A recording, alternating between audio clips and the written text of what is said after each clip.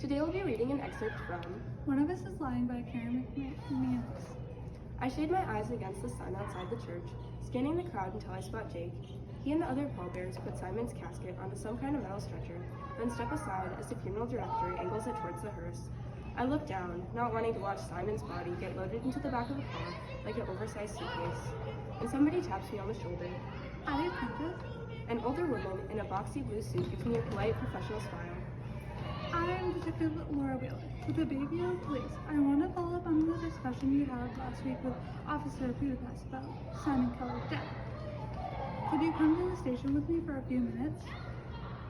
I stare at her and lick my lips. I want to ask why, but she's so calm and assured, like it's the most natural thing in the world to pull me aside after a funeral, that it seems rude to question her. Jake comes up beside me then, hands him in his suit, and gives Detective Wheeler a friendly, curious smile. My eyes stare between them, and I stammer. Can't we talk here? Detective Wheeler winces. So crowded, don't you think? And we're right around the corner. She gives Jake a half smile. Detective Laura Wheeler, Bayview Police. I'm looking to borrow Addie for a little while and get clarifications on a few points related to Simon Keller's death. Sure, he says like that settles things. Text me if you need a ride after ads. Louis and I will stick around downtown. We're starving and gotta talk offensive strategy for next Saturday's game. Going to Glenn's probably. So that's it, I guess. I follow Detective Wheeler down the cobblestone path behind the church that leads to the sidewalk, even though I don't want to.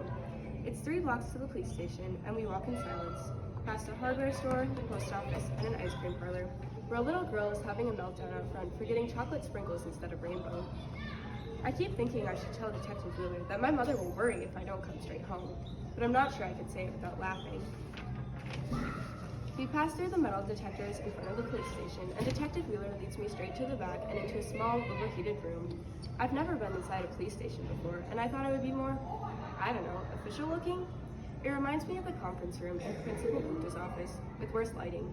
The flickering fluorescent tube above us deepens every line on Detective Wheeler's face and turns her skin an unattractive yellow. I wonder what it does to mine. She offers me a drink, and when I decline, she leaves the room for a few minutes, returning with a messenger bag slung over one shoulder and a small, dark-haired woman trailing behind her. Both of them sit across from me at the square metal table, and Detective Wheeler lowers her bag onto the floor. Addie, this is Lorna Swat, a family license for the Bayview School District. She's here as an interested adult on your behalf. Now, this is not a custodial interrogation. You don't have to answer my questions, and you are free to leave at any time. Do you understand? Not really. She lost me at interested adult. But I say, sure, even though I wish more than ever I'd just gone home, or that Jake had come with me. Good. I hope you like staying here with me. My sense is all of the kids involved, you're the most likely to have nothing in over your head, with no ill intent. I blink at her. No ill what? No ill intent. I want to show you something. She reaches into the bag next to her and pulls out a laptop. Mr. Love and I wait as she opens it and presses a few keys. I suck in my cheeks, wondering if she's going to show me the Tumblr post. Maybe the police think one of us wrote them as some kind of awful joke.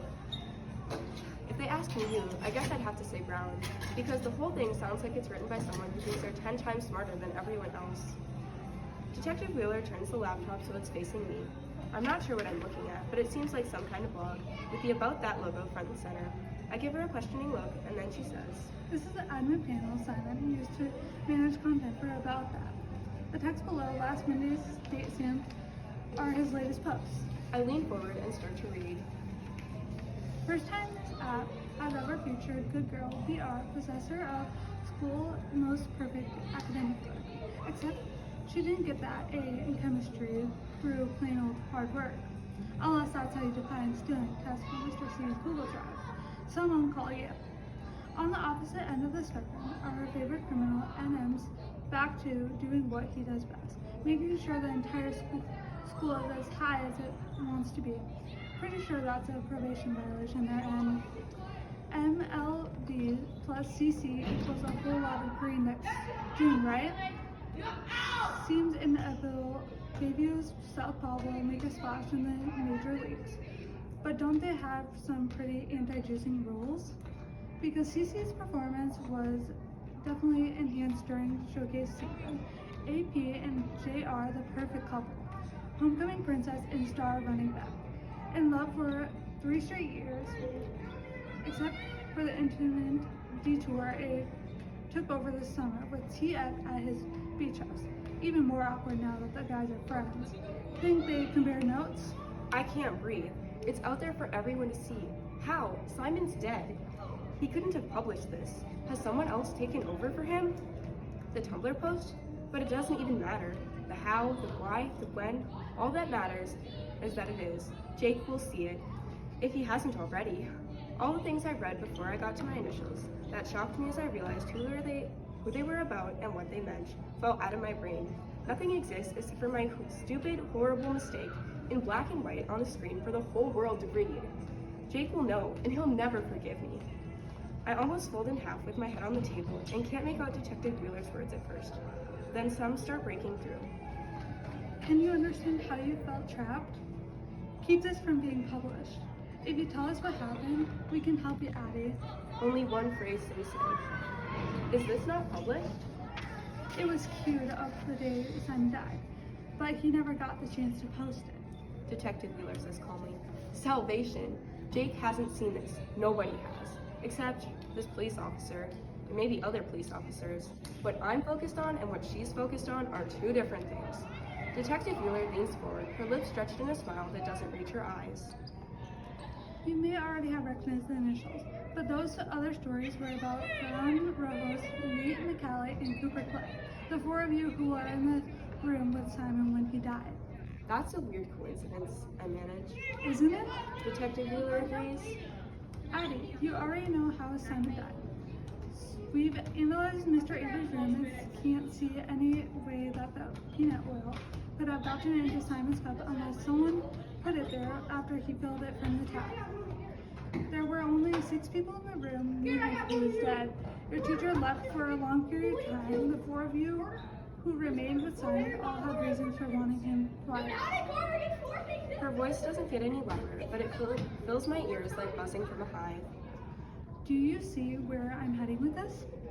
This might have been carried out as a group, but it doesn't mean you share equal responsibility. There's a big difference between coming up with the idea and going along with it. I look at Miss Shalab. She does look interested, I have to say, but not like she's on my side. I don't understand what you mean. You lied about being in the nurse's office. Addie, did someone put you up to that? To removing the EpiPen so Simon couldn't be helped? My heart pounds as I pull a strand of hair off my shoulders and twist it around my fingers. I didn't lie. I forgot. God, what if she makes me take a lie detector test? I'll never pass. Kids your age are under a lot of pressure today. Detective Wheeler says. Her tone is almost friendly, but her eyes are flat as ever. With social media alone, it's like you can't make a mistake anywhere, can you?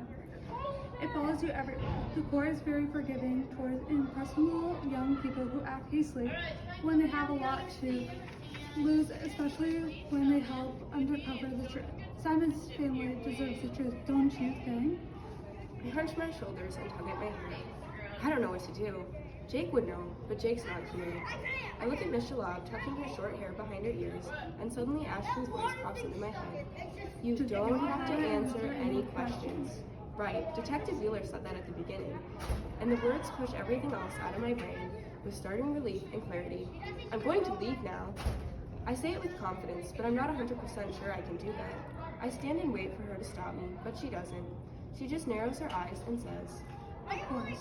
As I told you, this is a custodial interrogation, but please understand the help I can give you now won't be the same once you leave this room.